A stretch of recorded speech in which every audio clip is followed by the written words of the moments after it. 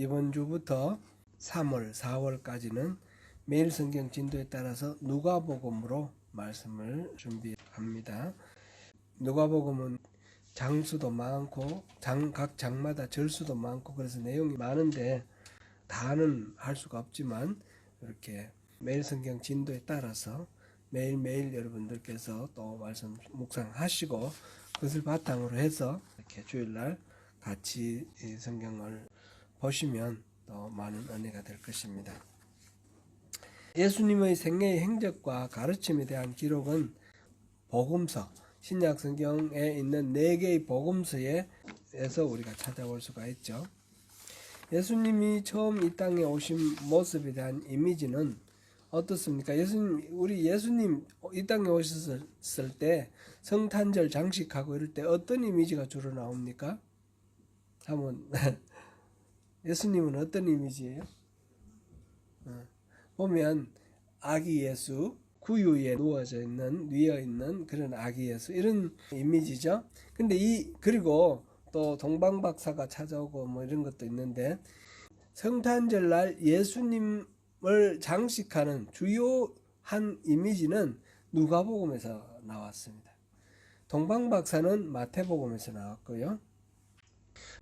예수님이 또 탄생하는 기록은 마태복음과 이 누가복음 두 복음에만 나옵니다. 마가복음하고 요한복음에서는 그게 뭐 자세하게 나와 있지 않고 기정사실로 하고 이제 들어가는 거고요. 마태복음에서 보면 처음에 이제 그 마리아가 아기를 잉태했다는 소식을 듣고 정혼자인 그 요셉이 어떻게 반응했는가, 그리고 아기가 태어난 것, 동방박사가 경배하고, 그 다음에 그 당시 왕이었던 헤롯 왕, 분봉왕 헤롯 왕이 또 이렇게 왕이 태어났다고 그러니까 그 핍박하는 그런 장면, 그래서 애굽으로 도망갔다가 이 헤롯이 죽고 난 뒤에 돌아오는 그런 내용들이 있습니다. 예수님의 탄생에 대한 것은 한 줄이다 이렇게도 뭐 과언이 아니죠. 그렇게 간략하게 나와 있습니다.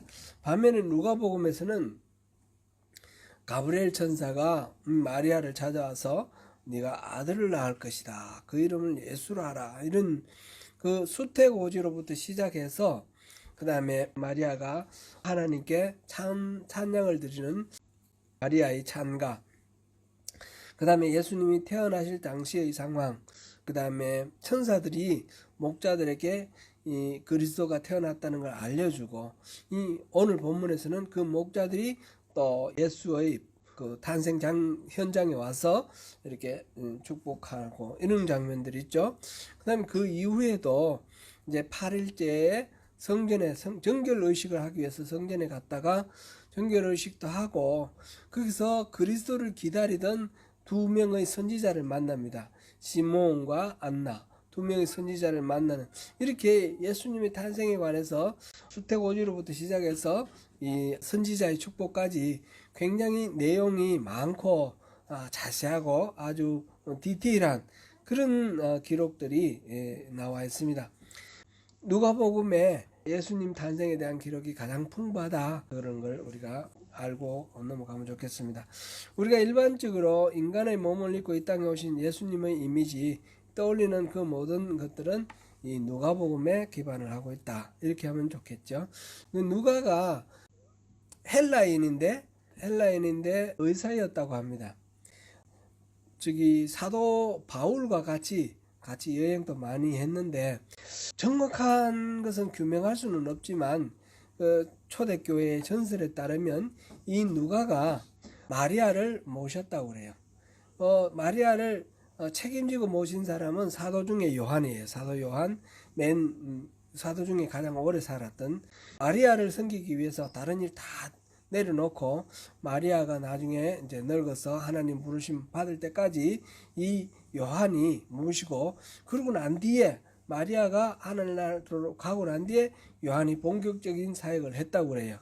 그러는데 그 과정에서 누가가 의사니까 많이 이렇게 가까이서 모셨다고 합니다. 보통 이제 여자와 남자 사이에는 뭐 이렇게 더불어서 나눌 대화들도 많지 않지 않습니까? 별로 많이 없을 텐데 누가는 의사이기 때문에 어디 아플 때마다 찾아가고 또 이렇게 진단도 하면서 자세하게 얘기를 많이 들은 것 아닌가. 누가복음에 이렇게 자세한 얘기들이 많은 거는 누가가 그렇게 의사로서 또 친밀하게 이렇게 진료하고 상담하면서 이런 내용을 알게 되어서 그렇게 나온 것 아닌가, 이런 이야기가 있습니다. 상당히 일리가 있고 이거는 정확하게 그런 기록이 없다 할지라도 충분히 우리가 감안을 해서 누가복음을 읽을 때 우리가 참조를 하면 좋을 것 같습니다. 누가복음의 이야기는, 누가복음은 제일 처음에 한 천사가 늙은 제사장 사가랴를 찾아와서 네가 아들을 낳을 거다라고 그 예고하는 그 장면에서부터 시작합니다.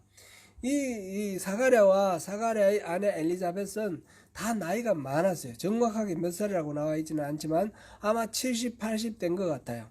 그런데 더 이상 아기를 낳을 수 없는 상황이었는데 하나님이 아기를 주시겠다. 그러니까 이 사가랴가 하나님 말씀을 잘 못 믿어하니까 이제 그 불신 때문에 이 입이 막혀서 벙어리가 됩니다. 벙어리가 돼. 그런 이야기가 나오고, 그 다음에 그때 이제 엘리사벳이 잉태를 했다, 그런 이야기가 나오고, 엘리사벳이 잉태를 하고 6개월 뒤에 천사가 마리아를 찾아와서 네가 아들을 낳을 것이다, 그 이름을 예수라 하라, 이런 구주 그리스도다, 그런 이야기를 해주십니다. 그런 이야기를 하고, 엘리사벳, 사가랴와 엘리사벳 사이에서 태어난 사람이, 아기가 바로 세례 요한이죠. 예수님보다 6달 먼저 태어난 친척이라고 그래요. 지금 보면 마리아가 이 아기를 숫대고지를 받고 아기가 잉태했을 때에 엘리사벳을 찾아가는 그런 장면이 나옵니다. 그래서 태중에 있는 요한이 이 예수가 엄을 반기면서 태중에서 막 뛰노는 그런 이야기도 나오는데, 그러고 보면 굉장히 가까운 친척인 것 같아요. 그런데 그 사가랴의 아들 요한의 탄생이 있고, 이 요한은 그리스도 메시아가 하나님의 나라를 이 땅에 실현시킬 때에 이 메시아의 길을 닦는 그런 선지자로 이 땅에 왔습니다. 예수님이 탄생한 지 8일 만에, 그 이전에 예수님은 아기 예수를 잉태한 마리아가 만삭이 되었을 때에 그 남편하고 같이 베들레헴을 찾아가는데, 그거는 그 당시 이 유대 땅이 로마의 이 정복하에 피정복지였습니다. 그 로마의 황제 아우구스투스가 인구조사를 명했습니다. 성경에 호적이라고 그랬는데 인구조사를 명을 해서 그 명령에 따라서 인구조사를 하는데, 인구조사는 두 가지 방법이 있다고 합니다. 하나는 현재 거주지에서 인구조사하는 방법이 있고, 또 하나는 출생지에서 인구조사하는 방법이 있는데, 여기서 나오는 이 이야기는 출생지에서, 그러니까 가문별로 인구를 조사하는 것입니다. 그렇게 해서 이 요셉이 다윗의 자손이기 때문에 다윗의 고향인 베들레헴에 이제 인구조사를 하기 위해서 갔습니다. 그런데 이 만삭이 된 마리아가 거기서 아기를 낳았는데 여관이 없어서 그 마구간에서 아기를 낳고 그 구유에다가 아기를 누워 놓는 그런 상황이 있었습니다. 예수님이 탄생한 지 8일 만에 모세 율법에 따른 정결의식을 치르기 위해서 성전에 찾아갔습니다. 그때 성전에서 그리스도를 만나기를 고대하며 기다리던 두 명의 선지자를 만납니다. 한 사람은 시므온, 한 사람은 안나. 이 시므온과 안나를 통해서 예수가 앞으로 어떻게 살아갈지, 이스라엘 백성들에게 어떤 의미를 갖게 될지, 그런 것들을 예언하는 그런 내용이 나와 있고요. 그들이 모두 다 예수가 바로 그리스도 곧 구원자요 메시아임을 알아보고 찬미하는 그런 내용이 기록되어 있습니다. 하나님의 아들로서 인간의 몸을 입고 이 땅에 오신 예수, 그 예수의 행적과 가르침, 이 모든 사역들을 앞으로 이 누가복음을 통해서 자세하게 또 살펴보도록 하겠습니다. 참고로 우리가 이거는 이제 좀 김이 빠지는 이야기일 수도 있는데, 우리가 이제 성경을 많이 읽어 보셨으니까 참고로 이거는 알면 좋겠는데, 당시 유대가 이제 로마의 속국이었는데 헤롯이 분봉왕으로 이렇게 통치하고 있었습니다. 그런데 헤롯이 죽은 해가 BC 4년입니다. 이 역사책에 나와 있으니까 우리가 BC와 AD와 BC를 나누는데, BC는 Before Christ고 AD는 안노 도미니 해서 주의 해. 그래서 안노 도미니 AD로부터 시작해서 이렇게 연대를 측정하죠. 올해 몇 년이에요? 2025년. 2025년은 그 안노 도미니 AD 2025년이죠. 그 분기점이 바로 예수님이 탄생한 해를 기준으로 하는 겁니다.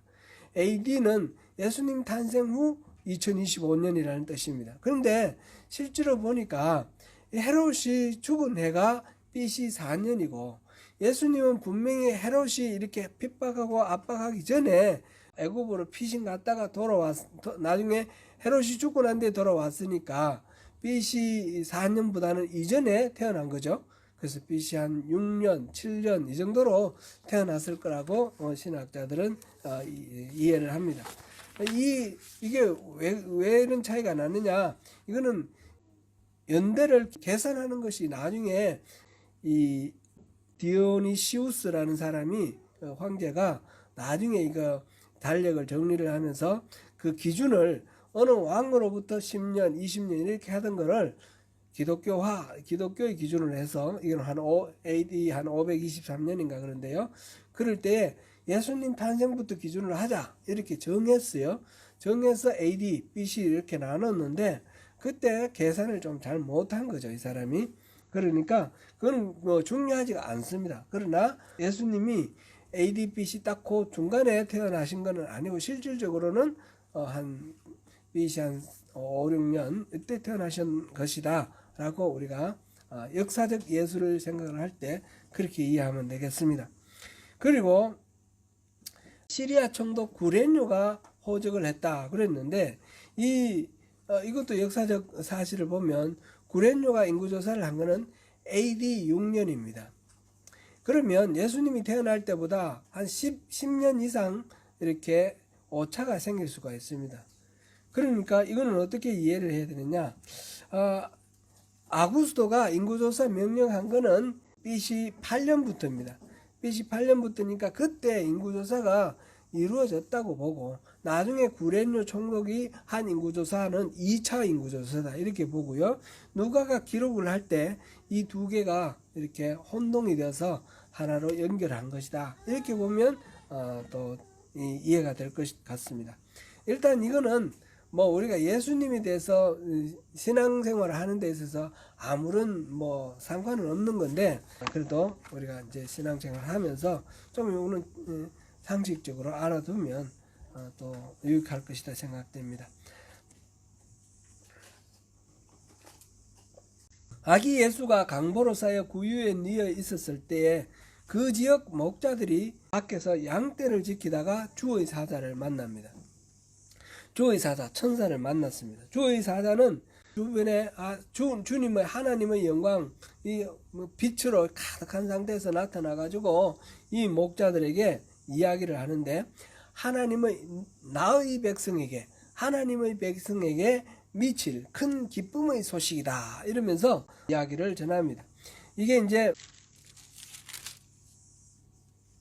오늘 누가복음 2장 8절부터 14절 사이에 그 이야기가 나오죠. 보통 이 좋은 소식이라는 말, 좋은 소식, 가스펠, 복음인데, 이 복음이라는 말은 황제의 적자, 다음 황제가 될 사람이 태어났다거나, 아니면 어떤 사람이 이제 황제가 된다거나 등극을 하는 거, 대관식 할 때 그 기쁜 소식을 가스펠, 복음이라고 말을 했습니다. 그런데 황제가 아닌 한 아기, 말하자면 요셉이라는 목수의, 이름 없는 목수의 아들이 태어났는데, 이거를 복음이다, 황제의 탄생처럼 그렇게 표현을 했습니다. 천사가. 말하자면 예수님은 왕으로 태어났다, 모든 왕 중에 왕으로 태어났다라는 것을 여기서 이해할 수 있습니다. 천사들은 그뿐만 아니라 아기 예수를 구주라 높여서 말했습니다.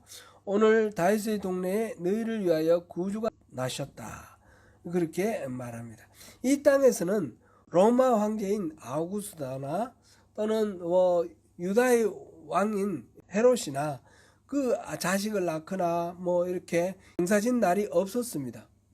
경사라고 할 만한 그런 일이 없었습니다. 심지어 저 동방 박사들이 머나먼 페르시아, 여기 인도나 페르시아나 그 머나먼 곳에서 이렇게 축복하러 왔는데, 왕의 아들이 왕자가 태어났다는데 그런 소문을 듣고 왔는데 그 헤롯에게나 또는 가이사에게나 아무 일도 없었습니다. 이 땅에서는 말하자면 그런 놀라운 일들은 아무도 모르는 상황입니다. 그러나 하늘에서는 어떤 일이 있었습니까? 수많은 천군 천사들이 예수님의 탄생을 기뻐하면서 축복하고 노래하고 찬송하였습니다. 그게 2장 14절입니다. 2장 14절 우리 같이 한번 읽어보겠습니다. 지극히 높은 곳에서는 하나님께 영광이요, 땅에서는 하나님이 기뻐하신 사람들 중에 평화로다 하니라. 아멘. 예수님의 탄생은 이렇게 하늘이 떠들썩할 정도로 큰 경사스러운 그런 일이었습니다. 그런데 그 큰 기쁨의 좋은 소식을 천사는 다름 아니라 목자들에게 전했다라는 것입니다. 이게 참 놀랍습니다. 왜 목자들에게 그 말을 전했을까요? 제사장에게 전할 수도 있고, 그 당시 또 다른 선지자들에게도 전할 수도 있을 거고, 왕에게 전할 수도 있는데 어떻게 목자들에게 전했을까? 그럼 우리는 이유는 알 수 없죠. 하나님의 마음인데, 근데 그 주인공이 된 목자가 얼마나 놀라운 그 영광의 주인공인가 우리가 한번 생각해 볼 수 있습니다. 여기에 대해서 저는 예전에 제가 오늘 이 본문은 성탄절 설교 본문 아닙니까? 그래서 성탄절 설교를 이렇게 찾아봤더니 제가 2016년, 17년, 18년, 19년 성탄절 설교 본문을 요 바로 앞에 거를 주로 했더라고요. 8절부터 14절. 그 하면서 한 2번 정도가 언급이 되는 얘기가, 이 목자들이 레갑의 자손이다, 그런 썰이 있다.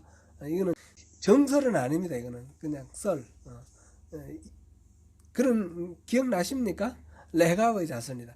레갑의 자손은 그 조상 요나답이 자손들에게 내린 유훈인데, 절대로 이렇게 재산을 갖지 말고 술을 먹지 말고 그 다음에 씨를 뿌리지 말고 이런 유훈을 내렸는데, 그러니까 세상에 이 부귀 영화를 그런 걸 탐하지 말고 오직 하나님 나라에만 소망을 두고 양치는 일, 목축업에만 하라, 노마드의 삶을 살아라, 그런 유훈을 내렸다라는 거죠.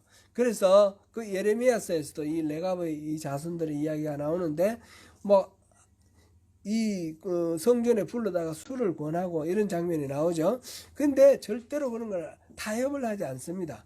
그래서 이 레갑의 자손은 조상이 내린 유훈을 지키기 위해서 이렇게 철저한데, 이 이스라엘 사람들은 하나님의 말씀도 안 듣는다. 그런 하나님의 말씀에 불순종하는 이스라엘을 질책하기 위해서 이 레갑의 자손을 모델로 이렇게 내세우는 그런 장면이 나오죠. 바로 그러한 삶을 살던 사람들이 이 근거지가 이 베들레헴 근처이기 때문에, 베닥게렘이라는 곳이기 때문에 아마 이게 계속해서 내려와서 이때까지 예수님 당시까지도 있지 않았겠는가 하는 그런 이야기가 전설 따라 삼천리처럼 내려오는데, 맞다 안 맞다 이런 거는 말할 필요는 없지만 거기서 우리가 인사이트를 조금 받을 수도 있을 것 같습니다. 하나님이 은혜를 베푸시는데 그거는 우리가 어떤 공로가 있어서 은혜를 베푸시는 거 아니에요. 은혜는 그냥 값없이 주시는 거고 우리의 공로하고 상관없이 하나님이 주시는 거지만, 그러나 하나님의 은혜를 사모하고 하나님 말씀 앞에 갈급하게 은혜를 구하는 자에게 은혜가 더욱 풍성하게 임한다. 그런 거를 우리가 많이 보지 않습니까? 그런 차원에서 이 목자들에게 하나님께서 이 기쁜 소식을 전해주신 이유가 그런 데도 있을 수도 있겠다. 그런 생각을 해볼 수가 있겠습니다.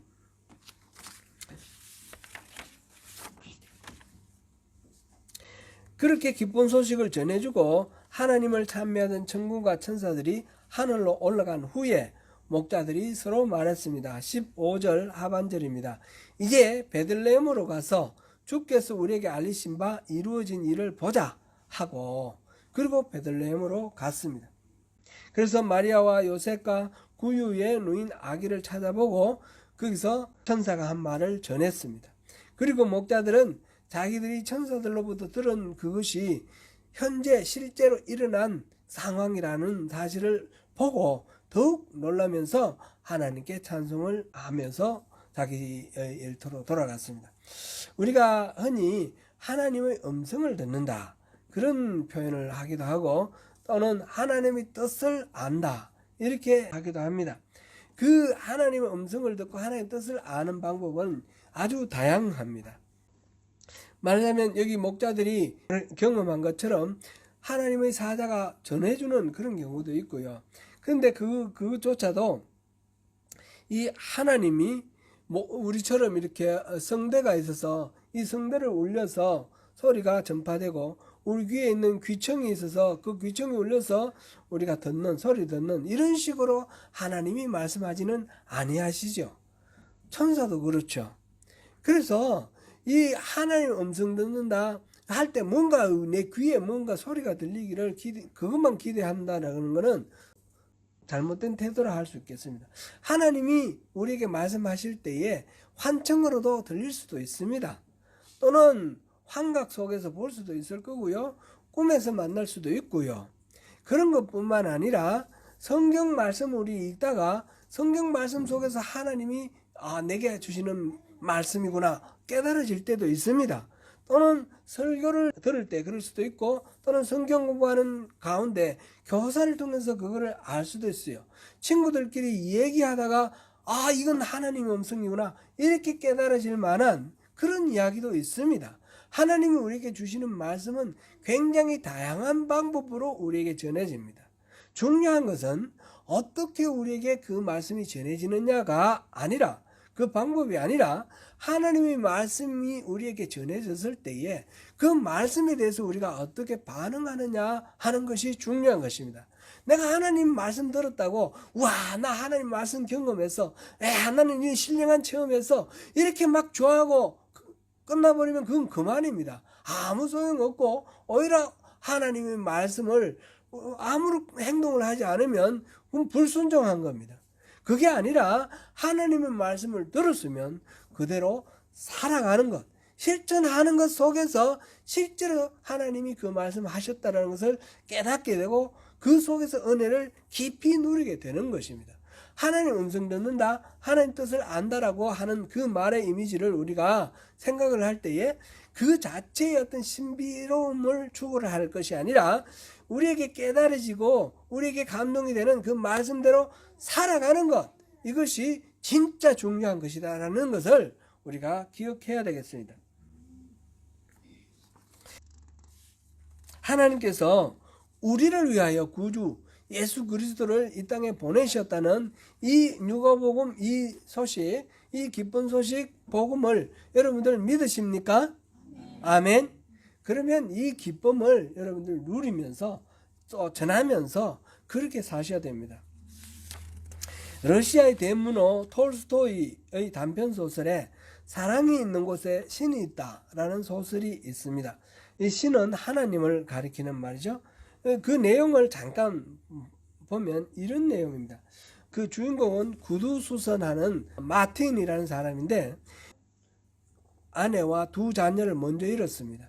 그리고는 막내 하나를 데리고 살다가 이 막내가 시름시름 앓다가 한 일주일 좀 이렇게 열병을 앓고 죽어버렸습니다. 그러니까 모든 소망을 다 잃어버렸습니다. 그나마 이 애 하나 남았을 때는 그 아이를 돌보아야 된다는 책임감 그런 것 때문에 열정이 있었는데 그래서 이 아들을 잃고 난 뒤에 절망을 해서 술만 퍼먹고 완전히 이제 폐인처럼 그렇게 살아갑니다.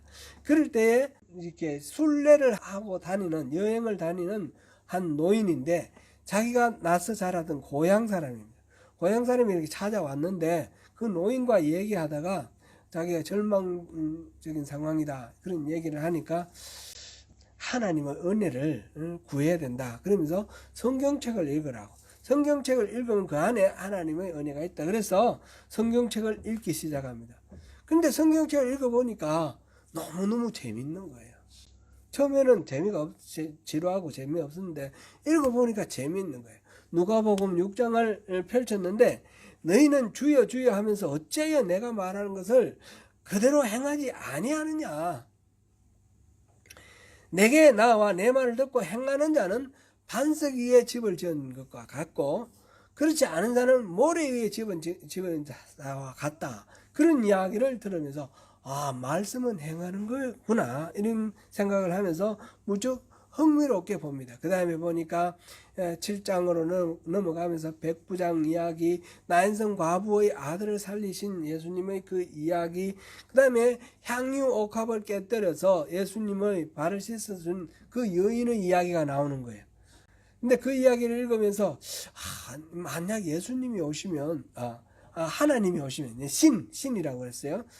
신이 오시면 나는 어떻게 그 신을 막고 이 향유옥합을 깨뜨린 이 여인처럼 내가 뭐 해드릴 거는 뭐가 있을까? 그런 생각하다가 잠이 들었어요.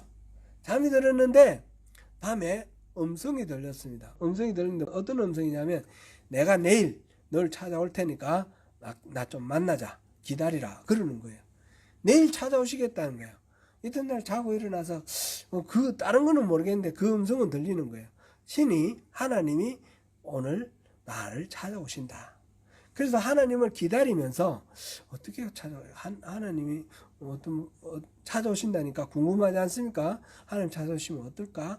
그런 기대를 가지고 이제 살아가는데, 구도를 만들면서 살아가는데 뭐 별일 없습니다. 그냥 평상시와 똑같이 그런 뭐 나른한 루틴이 이제 지나갑니다. 그 청소하는 한 노인이 있었는데 그날 힘이 들어가지고 추운 날씨에 헉헉거리는 걸 보고 들어오라 그래가지고 차 한잔 이렇게 대접을 했고요. 좀 이따 보니까 어떤 한 여인이 뭐 볼볼 떨고 있는데 보니까 아기를 안고 있는데 너무 추워 보이니까 들어오라 그래가지고 침대에 가서 아기 젖주라고 그랬더니 젖도 안 나온다는 거예요. 자기가 먹은 게 없어가지고. 그래서 빵을 이렇게 나눠주면서 또 옷도 지금 뭐 자기도 가난하니까 아무것도 없는데 낡고 헤어진 옷이지만 그래도 옷을 이렇게 외투 하나 꺼내주고, 그리고 이제 그 불쌍한 애기 엄마 보냈어요. 조금 있다 보니 한 할머니가 뭐 과일 사과를 팔고 있는데 소매치기가 어린 애가 와서 사과를 탁 훔쳐가는데 할머니가 잡았어요. 잡아가지고 막 싸우는 거예요. 너희는 뭘 고쳐야 되겠다. 그러고 막 다투는 모습을 보고 가서 그 사과값을 할머니께 주면서 그 애한테 사과를 줍니다. 주면서 너 잘못했다고 용서를 빌어라. 그러니까 이제 용서를 빌고, 할머니는 막 이게 이 본때를 보여야지 또 이런 죄를 저지른다. 그런데 그렇지 않고 이 애가 이렇게 또 사과하니까 봐주세요, 용서해 주세요 이러면서 화해를 해가지고 이 아이가 이제 할머니 짐을 지고 이제 집으로 이제 할머니 가는 대로 갑니다. 이런 식으로 화해를 시켜주고, 그런데 오신다는 하나님은 안 오시는 거예요. 그리고 하루가 막 지나갔습니다. 하나님 오신다더니 왜 안 오셨어? 그리고 이제 잠이 들었는데 밤에 하나님이 나타나셨어요. 넌 오늘 내 만났는데 내가 알아봤어? 넌 못 알아봤어? 그러시는 거예요. 보니까 하나님이 바로 그 길 청소하던 그 할아버지, 그리고 그 애기 엄마, 그리고 그 또 할머니, 또 소매치기 소년, 그런 모습으로 마틴을 찾아온 거예요. 그러면서 내가 오늘 너를 만났는데 네가 잘 대접해서 고맙다 그러신 거예요. 그리고 이제 정신을 차려가지고 이렇게 보니까 자기 성경을 펼쳤는데 마태복음 25장이 딱 펼쳐졌어요. 마태복음 25장에 보면 내가 헐벗고 굶주리고 외롭고 힘들 때에 네가 나에게 입을 것을 주고 먹을 것을 주고 나를 찾아와 줬고 나를 위로해 줬다. 그런 말씀이 있지 않습니까? 그 말씀. 지극히 작은 내 형제에게 베푼 것이 바로 나에게 베푼 것이다. 그 성경 말씀이 이렇게 펼쳐져 있습니다. 그래서 이 사람 주인공은 바로 하나님을 그런 방식으로 지극히 평범한 이웃 사람을 통해서 하나님을 만난 거죠. 작년 1월 달에 이제 하나님 부르심을 받은 윤복학 집사님이라고 한번 우리 방문하신 적도 있죠. 크라이처치. 젊으신 분인데 일찍 또 부르심을 받아 갔는데 그분이 정육점을 했는데 어느 날 한 노인이 와가지고 좀 이렇게 홈리스 그런 노인이 와가지고 먹을 걸 좀 달라고 그러더래요. 그래 먹을 걸 좀 이분이 이제 좀 원래 잘 섬겨요. 근데 먹을 것을 챙겨주고 그 다음에 또 돈도 좀 챙겨주고 이러면서 보냈는데 보내고 난데 뭐 또 생각이 나서 하나 더 주려고 나갔는데 없는 거예요. 아무도 없는 거예요. 그럼 어디 갔을까 막 이렇게 구석 뒤졌는데 못 찾았답니다. 그래서 이제 이 윤복학 집사님은 제게 이제 그렇게 얘기를 했어요. 그분이 바로 예수님이셨다. 예수님이셨다. 저에게는 여러분들이 다 예수님이십니다.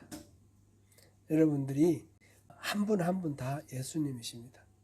제가 여러분들이 헐벗고 굶주릴 때에 입히고 뭐 드시게 드리고 그런 걸 못했는데 그래서 제가 책망받을 거는 지극히 작은 자에게 행하지 않은 것은 나에게 행하지 않은 것이다 하시는 그 말씀을 또 드려야 될 부분도 있겠고 그 외에 또 제가 이 소명교회에 9년 있는 동안 항상 여러분들이 예수님이라는 생각을 하고 내가 할 일은 여러분들 옆에 있는 것이다. 그런 마음으로 있었습니다. 여러분 서로 우리가 예수님입니다. 내 마음에 안 드는 그런 부분이 있어도 소매치기처럼 그런 경우 있더라도 내가 심판하고 정죄할 것이 아니라 이분이 예수님이시다. 이분은 무슨 사연이 있으신지 이분을 내가 도울 수 있을 만큼 도울 수 있으면 좋겠다. 그런 마음으로 이렇게 섬기시면 좋을 것입니다. 성경 말씀은 다시 한번 말씀드리겠는데 듣고 깨달아 큰 은혜가 되는 것으로 만족하면 아무 소용이 없습니다. 성경 말씀은 그것이 내 삶 속에서 구체적으로 실천될 때에 그런 걸 통해서 하나님이 살아계시고 나를 만나주시는 그런 은혜가 현실 속에서 이루어지는 것입니다.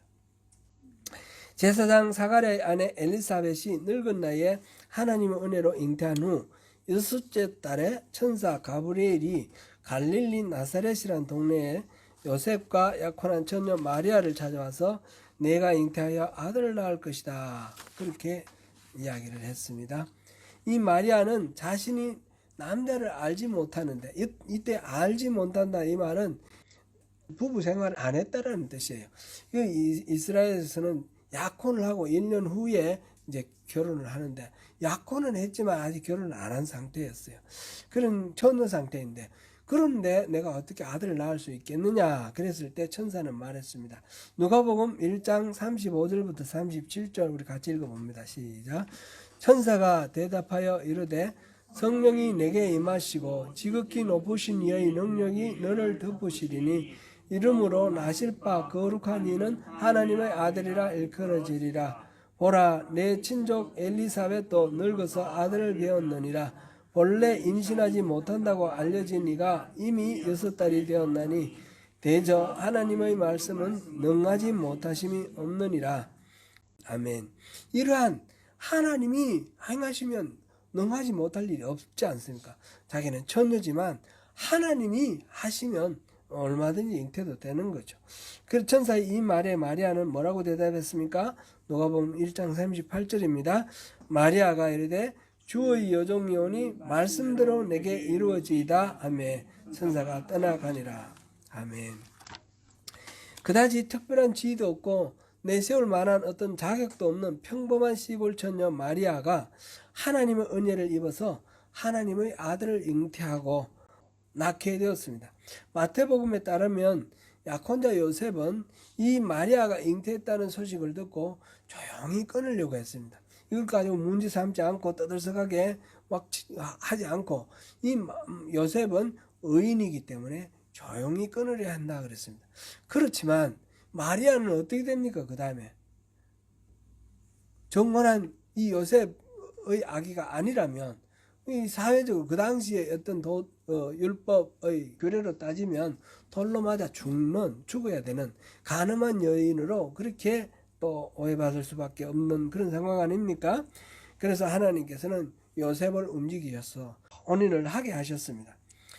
지금 마리아가 한 말, 주의 여종이오니 말씀대로 내게 이루어지이다.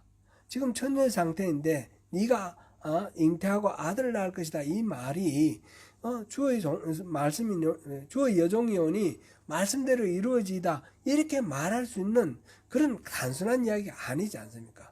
어쩌면 생명을 잃을 수도 있는 그런 무서운 일이지만 그것조차도, 목숨조차도 하나님께 맡기는 그러한 믿음으로 순종을 하는 그런 말입니다. 그것은 전적으로 하나님의 은혜를 믿고 하나님께 자기 자신을 이렇게 맡기면서 믿음대로 살아갈 때 할 수 있는 그런 대답이었습니다. 마리아가 인구조사를 위해 남편 요셉과 같이 만삭의 몸으로 조상의 땅 베들레헴으로 갔습니다. 여관의 방을 구하지 못해서 마국간에서 아기를 낳았습니다. 그 이후에 아기를 이었습니다. 그때 목자들이 와서 천사들이 한 말을 전해줬는데, 그러면서 하나님을 찬미했는데, 그때 마리아는 이 모든 말을 마음에 새기며 생각하니라. 이렇게 여기서 19절에 기록하고 있습니다. 마리아로서는 천사들이 처음 소태를 고지한 그 일이나 목자들이 와서 전해준 이 메시지를 듣는 이 상황이나 자신의 몸에서 태어난 이 아기가 어떤 아기일지 더욱 깊이 상고하며 또 마음에 새겼습니다. 비록 자신의 몸에서 난 아기이고 전적으로 자신에게 생사의 모든 것을 맡겨야죠. 젖소를 먹어야 되고 기저귀도 갈아줘야 되고, 아기로서 완전히 자기에게 모든 것들을 다 맡기는 그런 상황이지만은 이 아이가 바로 이스라엘 사람들이 조상대대로 기다리고 기다렸던 메시아 그리스도라는 것입니다. 이 얼마나 놀라운 일입니까?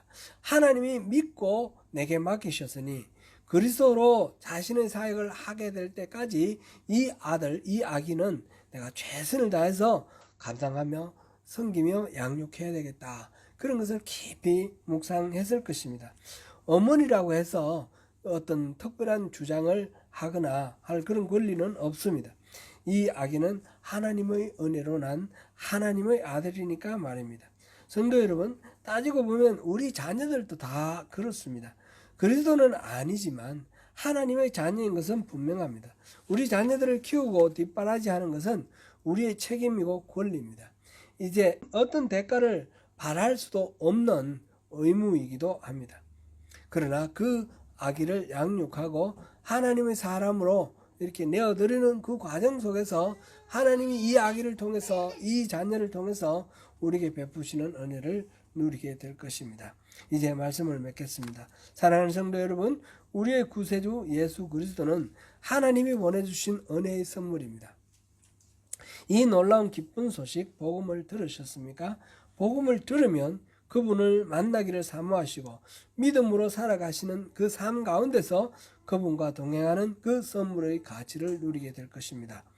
또한 복음을 들으면 마리아처럼 우리에게 주신 주님의 모든 선물의 의미를 깊이 묵상하시는 가운데 주님께서 맡겨주신 사명을 잘 감당하는 저와 여러분이 되시기를 축복합니다. 기도하겠습니다. 은혜로우신 하나님, 목자들에게 찾아와 알려주신 그 천사가 전한 기쁜 소식, 복음을 듣고 목자들이 반응했던 것처럼, 또 마리아가 반응했던 것처럼 하나님의 말씀에 대해서 우리가 그냥 은혜 받고 마는 것이 아니라 삶으로 실천하면서 진정한 그 선물의 가치를 누릴 수 있는 그런 하나님의 사람 되기를 원합니다. 하나님 말씀을 깊이 묵상하는 가운데 주님이 말씀하신 그 의미가 우리의 삶 속에서 드러날 수 있도록 주님 역사하여 주시옵소서. 예수님 이름으로 기도드립니다. 아멘.